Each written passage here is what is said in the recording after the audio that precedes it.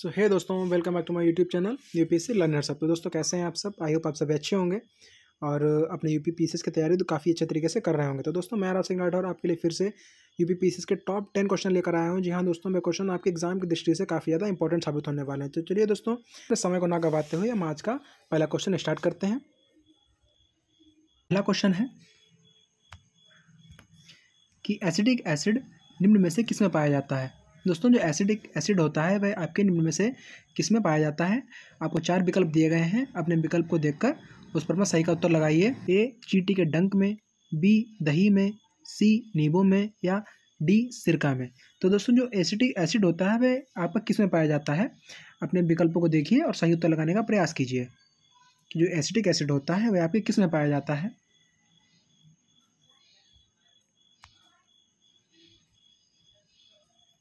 तो दोस्तों आपका इसमें सही जो आंसर हो जाएगा वह हो जाएगा डी सिरके में। जी हाँ दोस्तों, सिरके में आपका एसिडिक एसिड पाया जाता है।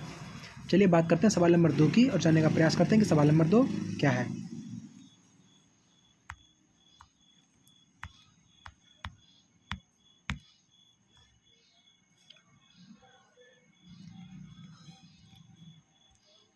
हमारा सवाल नंबर 2 है कि निम्न में से कौन सा विटामिन वसा में घुलनशील है। दोस्तों कौन सा विटामिन वसा में घुलनशील है, आपको इसकी जानकारी करनी है और अपने सही विकल्प को छांटकर उस पर अपना सही का उत्तर लगाना है। तो आपके विकल्प क्या हैं, चलिए जान लेते हैं। ए सी और B2, बी विटामिन ए और ई, सी विटामिन सी और डी और विकल्प डी है विटामिन बी और विटामिन सी। तो दोस्तों कौन से जो विटामिन हो जाएंगे जो आपके वसा में घुलनशील हो जाएंगे, अपने विकल्प को देखिए और सही उत्तर लगाने का प्रयास कीजिए दोस्तों।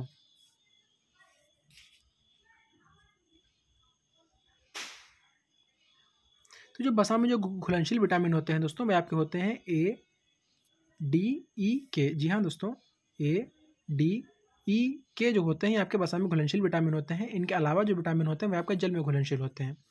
तो इस हिसाब से अगर हम अपना आंसर लगाना चाहें दोस्तों तो विटामिन ए और ई हमारा सवाल का सही उत्तर हो जाएगा। चलिए बात करते हैं सवाल नंबर 3 की और जानने का प्रयास करते हैं कि हमारा सवाल नंबर 3 क्या है। चलिए देख लेते हैं।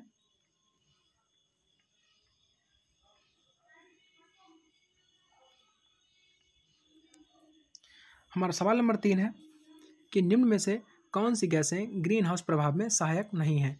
दोस्तों यहाँ पर कई आपको 4 विकल्प दिए गए हैं, इसमें से तीन विकल्प में आपकी गैसें जो हैं वो ऐसी होंगी जो आपके ग्रीन हाउस प्रभाव को बनाने में सहायक हैं और एक विकल्प में आपको गैसें ऐसी दी हुई हैं जो सहायक नहीं हैं।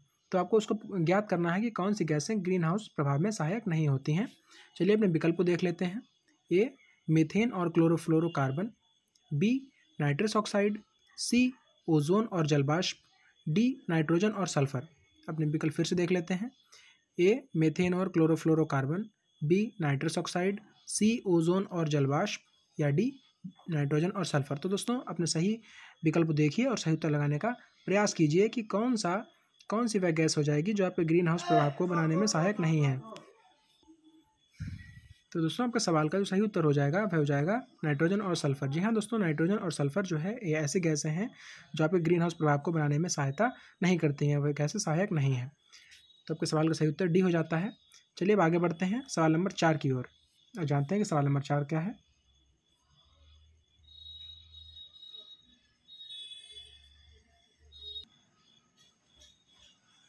सवाल नंबर 4 है, सवाल नंबर 4 हो जाएगा कि बंगाल विभाजन के समय बंगाल के गवर्नर जनरल कौन थे। दोस्तों बंगाल विभाजन के समय बंगाल के गवर्नर जनरल कौन थे। आपके विकल्प हैं A Lord William Bentinck, B Lord Dalhousie, C Holt Mackenzie या डी लॉर्ड कर्जन। तो दोस्तों अगर हमारे पास एग्जाम में अगर ऐसे सवाल आ जाते हैं तो हमें इसमें बिल्कुल भी सोचने की आवश्यकता नहीं है कि दोस्तों बंगाल विभाजन के समय, जो कि बंगाल विभाजन अब कब हुआ था, 16 अक्टूबर 1905। 16 अक्टूबर 1905 को दोस्तों बंगाल विभाजन हुआ था और उस समय दोस्तों जो आपके गवर्नर थे वह लॉर्ड कर्जन थे। तो आपका जो सवाल का सही उत्तर हो जाएगा वह 4 वाला हो जाएगा। चलिए बात करते हैं सवाल नंबर 5 की और आगे बढ़ते हैं।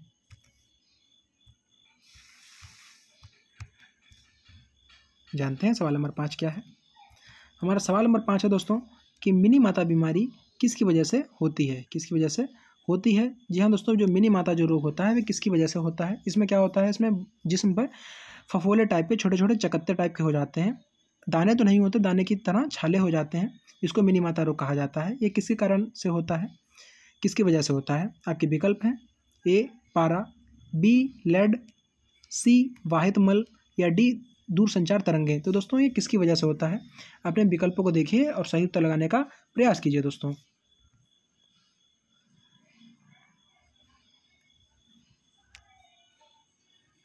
तो दोस्तों जो मिनी माता रोग जो हो जाएगा, मिनी माता बीमारी जो हो जाएगी, ये आपकी पारा की वजह से होती है। जी हाँ दोस्तों, जब हमारे बॉडी में जब पारे की मात्रा चली जाती है किसी कारण से, धूल मिट्टी के कारण से, पानी के कारण से या किसी भी वाहित मल के दौरान, तो हमें मिनी माता रोग हो जाता है, बीमारी हो जाती है।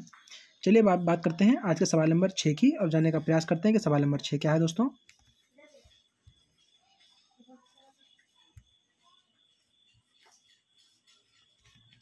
हमारा सवाल नंबर 6 है कि मूल अधिकार का वर्णन संविधान का कौन सा भाग करता है? दोस्तों मूल अधिकारों का वर्णन संविधान का कौन सा भाग करता है? आपके विकल्प हैं ए दोवां भाग, बी है 6वां भाग, सी है 3वां भाग या डी है चौथा भाग। तो दोस्तों कौन सा भाग संविधान में निहित मूल अधिकारों का वर्णन करता है? आपको उस पर अपना सही उत्तर का चयन करना है। चलिए देख लेते हैं।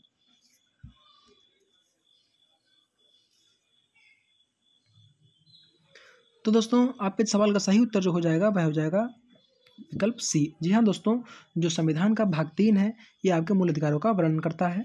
जो भाग 2 है दोस्तों ये आपके नागरिकता की बात करता है और जो भाग 1 है वो संघ की बात करता है।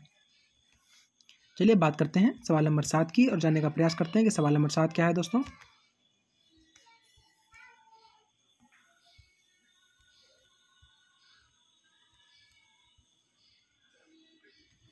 सवाल नंबर 7 क्या है, चलिए जानते हैं। हाल ही में अंतर्राष्ट्रीय सौर गठबंधन का 123वां सदस्य कौन सा देश बना है? दोस्तों अभी हाल ही में गठबंधन हुआ है, किसका? अंतर्राष्ट्रीय सौर गठबंधन का। जी हाँ दोस्तों, ये अगस्त 2025 में यह हाल ही में अभी हुआ है। इसका जो गठबंधन हुआ है अंतर्राष्ट्रीय सौर गठबंधन का, इसका 123वां सदस्य कौन सा देश बना है?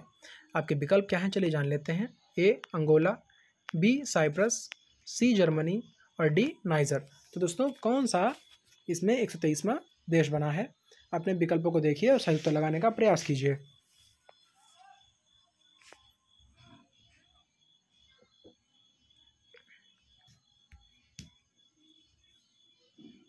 तो दोस्तों आपके सवाल का सही उत्तर हो जाएगा वह हो जाएगा अंगोला।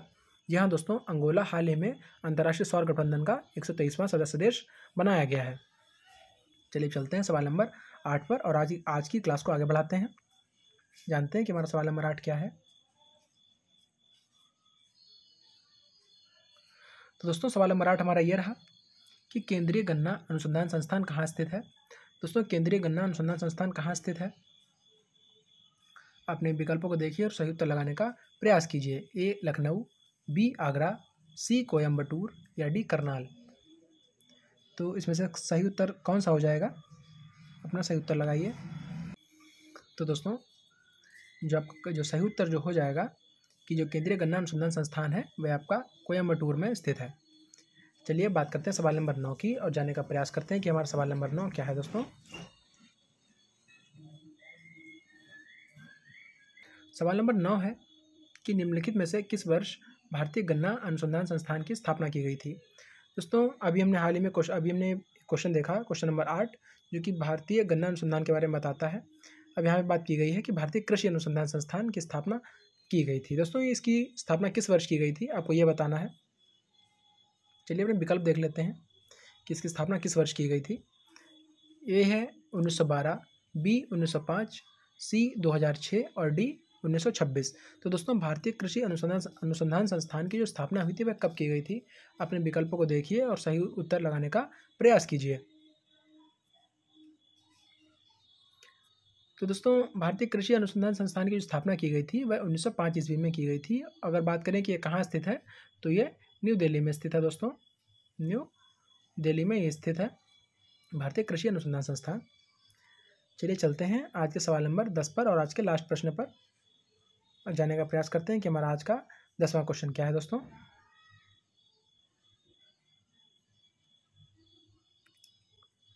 तो हमारा आज का लास्ट क्वेश्चन है कि उत्तर भारत का मैनचेस्टर किसे कहा जाता है। दोस्तों उत्तर भारत का मैनचेस्टर किसे कहा जाता है, आपको इसका सही विकल्प बताना है। चलिए अपने विकल्प देख लेते हैं। ए कानपुर, बी लखनऊ, सी रायबरेली या डी अहमदाबाद। तो दोस्तों यहाँ पर दिए गए विकल्पों में से किसे उत्तर भारत का मैनचेस्टर कहा जाता है। अपने विकल्पों को देखिए और सही उत्तर लगाने का प्रयास कीजिए।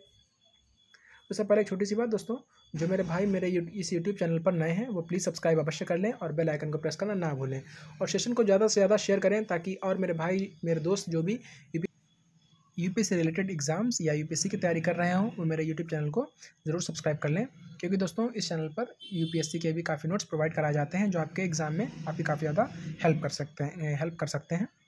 तो दोस्तों हमारे जो सवाल का आंसर हो जाएगा कि उत्तर भारत का मैनचेस्टर किसे कहा जाता है, आपका विकल्प है कानपुर। जी हाँ दोस्तों, कानपुर को उत्तर भारत का मैनचेस्टर कहा जाता है। इसी के साथ हम अपनी आज की क्लास को समाप्त करते हैं और मिलते हैं नेक्स्ट सेशन में। Thank you friends.